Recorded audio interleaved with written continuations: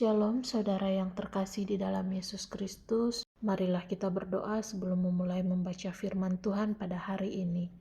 Allah Bapa kami di dalam kerajaan surga, terima kasih buat hari baru yang Tuhan berikan kepada kami pada hari ini. Sekarang ya Bapa, kami akan membaca sebagian kecil daripada firman-Mu. Tuhan, mari Engkau membimbing dan menyertai kami, agar apa yang kami baca dapat kami fahami dan dapat kami mengerti dengan baik. Inilah doa kami ya Bapa, di dalam nama anak-Mu Tuhan Yesus Kristus kami sudah berdoa. Amin. Bilangan pasalnya yang ke-6, hukum mengenai kenasiran. Tuhan berfirman kepada Musa, berbicaralah kepada orang Israel dan katakanlah kepada mereka, apabila seseorang laki-laki atau perempuan mengucapkan nazar khusus, yakni nazar orang Nasir untuk mengkhususkan dirinya bagi Tuhan, maka haruslah ia menjauhkan dirinya dari anggur dan minuman yang memabukkan.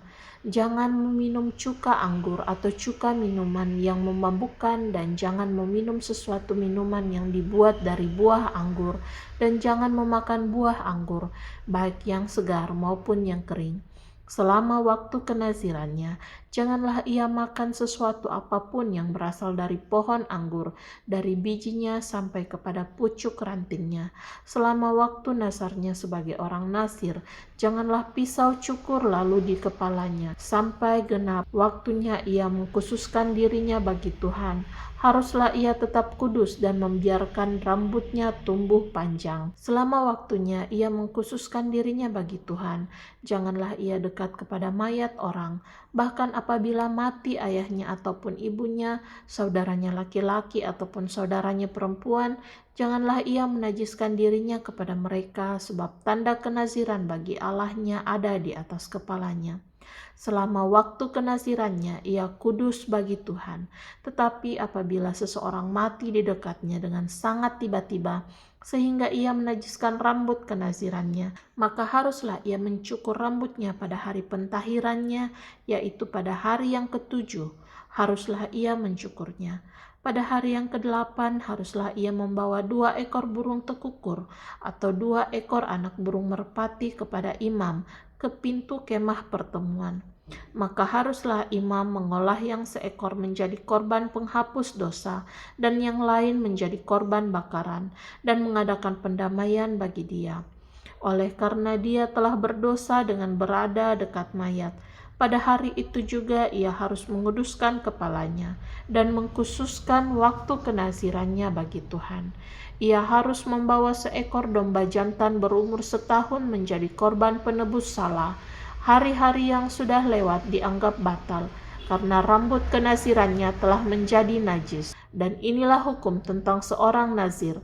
Apabila waktu kenazirannya genap, ia harus dibawa ke pintu kemah pertemuan, dan ia harus mempersembahkan sebagai persembahannya kepada Tuhan seekor domba jantan berumur setahun yang tidak bercela untuk korban bakaran, dan seekor domba betina berumur setahun yang tidak bercela untuk korban penghapus dosa, dan seekor domba jantan yang tidak bercela untuk korban keselamatan. Juga sebakul roti yang tidak beragi, yakni roti bundar dari tepung yang terbaik, yang diolah dengan minyak, dan roti tipis yang tidak beragi diolesi dengan minyak, serta dengan korban sajian dan korban-korban curahannya.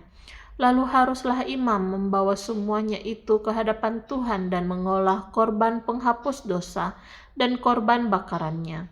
Domba jantan itu haruslah diolahnya sebagai korban keselamatan bagi Tuhan, beserta sebakul roti yang tidak beragi itu. Juga haruslah imam mengolah korban sajian dan korban curahannya. Maka haruslah orang Nasir itu mencukur rambut kenazirannya di depan pintu kemah pertemuan, lalu mengambil rambut kenazirannya itu dan melemparkannya ke dalam api yang di bawah korban keselamatan. Imam haruslah mengambil paha depan domba jantan itu, sesudah dimasak, dan 1 roti bundar yang tidak beragi dari dalam bakul, dengan 1 roti tipis yang tidak beragi, lalu meletakkannya ke atas telapak tangan orang Nasir itu, Setelah orang ini mencukur rambut kenasirannya, kemudian haruslah imam menunjukkan semuanya itu ke hadapan Tuhan sebagai persembahan unjukan. Semuanya itu menjadi bagian kudus bagi imam, beserta dada persembahan unjukan dan beserta paha persembahan khusus. Sesudah itu barulah boleh orang nazir itu minum anggur.